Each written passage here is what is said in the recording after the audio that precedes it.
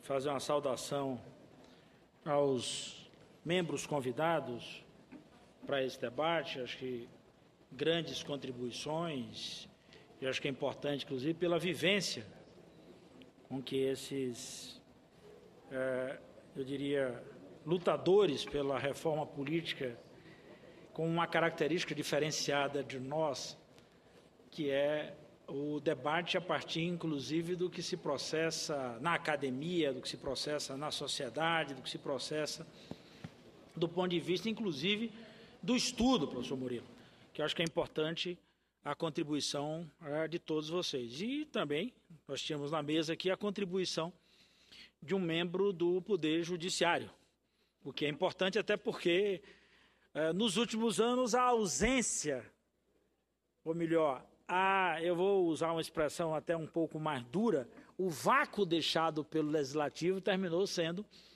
Aliás, não existe vácuo, né? Quando pinta o vácuo, alguém vai e ocupa. Então, portanto, o Poder Judiciário fez isso ao longo dos anos, na medida em que houve essa ausência do Poder Legislativo em responder de forma contundente e apresentar propostas para esse drama. A reforma política não é, sem dúvida nenhuma, a chamada reforma das reformas, a coisa mais importante. Mas, na minha opinião, ela é orientadora. É fundamental, até porque aqui no Parlamento se processam as outras reformas. Ora, se esse Parlamento é constituído com anomalias, a tendência natural é que as outras reformas sofram anomalias. E nós vamos, a partir, inclusive, da própria representação. E o primeiro ponto que eu quero tocar, e que eu acho que é importante, nesse aspecto, é exatamente a questão da organização partidária. Eu continuo ainda convencido de que, para um passo significativo em relação a essa questão da reforma política, nós temos que botar o dedo na ferida nessa questão das organizações partidárias. Eu não sou partidário, ou melhor, não sou daqueles que dizem que o Brasil tem partidos demais. Isso é bobagem. O problema está exatamente na regra para a existência desses partidos. Como esses partidos são criados, como esses partidos funcionam e quais os papéis que esses partidos jogam na sociedade. Quer dizer, na medida que o nosso modelo permite a criação de partido exclusivamente para um processo de trocas e barganhas no período eleitoral, não há nenhuma contribuição para o processo político. Então, portanto, o primeiro passo para uma boa reforma política é estabelecermos exatamente regras, não tramelas, nem tampouco proibições, mas regras claras que levem exatamente a organizações partidárias fortes, consolidadas e enraizadas na sociedade. Partido, meu caro Murilo, onde quem manda é a ata, o sujeito bota embaixo do braço e ele determina. Partidos que não constituem, enquanto diretórios, exatamente para permitir que o seu presidente possa destituir um dirigente no menor município ou no maior município da federação. Portanto, partidos que passam a ter o controle, partidos que têm dono. Volto a dizer, isso vai produzir anomalias no processo de formação aqui na casa. É lógico, esses partidos vão se apresentar para o processo eleitoral. Consequentemente, nós vamos ter as distorções. Então, se o partido não tem essa capacidade, inclusive, de agir para que de forma democrática, para que de forma clara, as representações, ou seja, os segmentos, possam aqui estar, é óbvio que nós vamos ter aqui algo completamente desregrado e descompensado, do ponto de vista da representação. Então, esse é o primeiro aspecto. Apresentei uma emenda à Constituição, onde eu trato exatamente a questão que tem a ver com o fundo partidário, que tem a ver com financiamento de campanha e que tem a ver com a existência de partidos. Ora, partidos que são constituídos, que não têm um voto, não elegem um parlamentar, tem voto, mas não consegue eleger um parlamentar. continuam recebendo o fundo partidário. Consequentemente, a existência desses partidos termina, de certa forma, só e somente só favorecendo ao dono do partido. Alguém que termina com um fundo partidário transformando aquilo em renda pessoal. Portanto, o partido vira um negócio e não uma instituição partidária para interferir no processo eleitoral de forma democrática e construir na estrutura política oportunidades, programas e projetos. Então, esse é o primeiro aspecto que a gente tem que resolver, da organização partidária. Então, quando todo mundo diz aqui, se a gente votar a questão do financiamento de campanha é resolvido, não, na minha opinião, não. Nós vamos continuar com partidos recebendo fundo, partidos que não elegem ninguém, partidos que são verdadeiros cartórios. Não adianta nada, não adianta você resolver o problema do financiamento, porque, de certa forma, o outro financiamento, que é o fundo partidário, continua alimentando essa anomalia. E aí esses partidos vão para a negociação de tempo, vão para a negociação da própria coligação proporcional. Então esse é o primeiro aspecto, meu caro Paulo Paim, que nós temos que resolver, as organizações partidárias. Não precisamos dizer como é que cada partido se organiza lá dentro. Lá dentro é problema de cada um, mas você tem que ter uma regra geral. Algo que balize um conjunto de diretrizes e esses partidos se organizem. Uma das propostas, senador Renan, eu estou colocando é que um partido, para continuar existindo, ele tem que ter diretórios constituídos em mais de 50% mais um dos estados brasileiros. Constituídos com diretórios locais, para acabar a figura do dono do partido. Que aí, Paulo Paim, o sujeito chega lá e diz assim, eu quero botar lista, mas lista como? Um partido que tem no dono? Vai funcionar a lista do dono do partido. Um partido que alguém chega lá na ponta e diz assim, sinto muito, mas eu estou tomando o partido de sua mãe e estou passando para outra. Isso não é instituição partidária. Isso é balcão. Portanto, isso é comércio. Não é organização partidária. Então não tem como. Nós vamos falar de reforma política de conteúdo, quando a peça principal que opera o conteúdo, ela está completamente apodrecida, que são as organizações partidárias. Então, portanto, esse é o primeiro ponto, na minha opinião. Quem vai tocar a política? Nós vamos aprovar, por acaso, aqui candidaturas avulso? Na reforma política? Não. Não acredito que isso passe. Então, vamos continuar tendo partidos. Então, se não organizar isso, não adianta, senador Pimentel, regrar os outros passos, enquanto a ferramenta, o principal instrumento de condução na política, ele continua apodrecido. Então, esse é o primeiro aspecto da reforma política que eu quero chamar a atenção. O segundo é exatamente essa questão da forma como o financiamento das campanhas. A tese, inclusive, dos partidos, e aí eu quero falar até do meu, para não falar dos outros, do ponto de vista da igualdade, e quando chamava o financiamento público, era para dizer que era para dar condições iguais a todos e quaisquer candidatos. Ora, mas aí, meu caro, se você permite que alguém tenha a condição de captar mais do que outrem, alguém pode ter acesso a financiamentos de campanha mais do que outro, não há como você dizer que há igualdade na disputa. Então aí nós vamos ter de novo o problema central, que é a anomalia na representação aqui na casa. Os que acessam mais, os que têm condições, vão continuar se elegendo. E, portanto, nós não vamos ter a representação. Eu me lembro, eu não era parlamentar nessa época, mas frequentava muito o Congresso Nacional, até para fazer aqui a minha pressão enquanto pertencente a tanto o movimento estudantil e depois o movimento sindical, que o velho Ulisses usava uma frase interessante. Certa época perguntaram a ele assim, mas aqui está muito ruim, o que vai fazer, deputado Ulisses Guimarães? E o sujeito perguntando, indagando sobre a questão da qualidade da representação, e num dado momento o deputado Ulisses respondeu a esse outro deputado, disse assim, você está achando que o Congresso está ruim? Espere o próximo. Então na realidade, a expectativa do próximo sempre é uma expectativa pior, fruto dessa desorganização, fruto da ausência dessa tão propalada por nós reforma.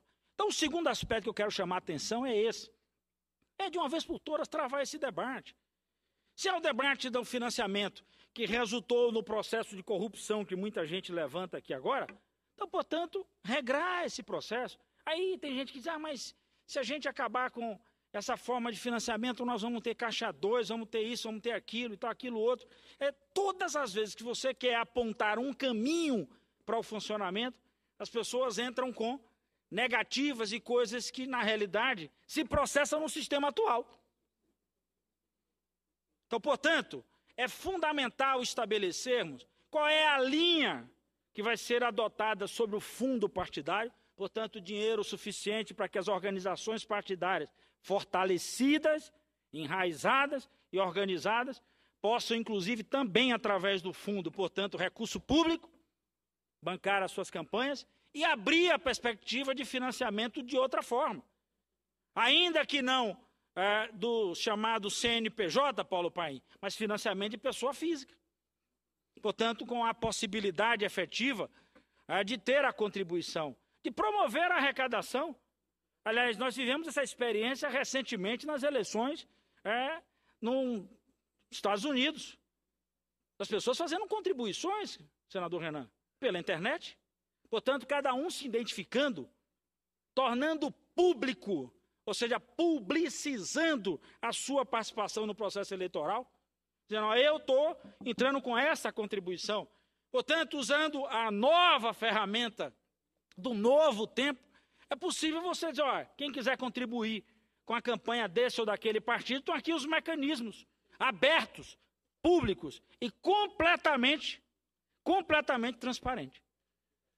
Portanto, permitindo ao cidadão olhar, fiscalizar e até participar do processo de contribuição para o financiamento de campanha. Portanto, num passo significativo para você adotar uma linha de participação no financiamento de campanha. Terceira questão que eu quero chamar a atenção. Aí tem a ver exatamente com um dos processos que nós introduzimos, aliás, nós não, porque eu votei contra, mas que foi introduzido no processo eleitoral e que hoje nós chegamos à conclusão de que não é uma boa coisa, o processo de reeleição. Não deu certo, portanto, a tese utilizada naquele período para se defender a reeleição é que nós tínhamos um tempo muito curto. E é verdade. Um mandato de 4 anos, senador Renan, o governante participa de 2 eleições. 2 eleições. Porque tem uma eleição municipal, no caso de uma eleição para governador, e no caso de prefeito, tem uma eleição para governador, e, portanto, são 2 eleições que esse sujeito enfrenta. Ou seja, 2 anos que praticamente você paralisa a administração pública. Então se discutia na época a tese da reeleição porque o sujeito iria fazer, na realidade, teria mais tempo para administrar. Na realidade, o que a gente assistiu foi mais tempo para o cara se preocupar com a próxima eleição.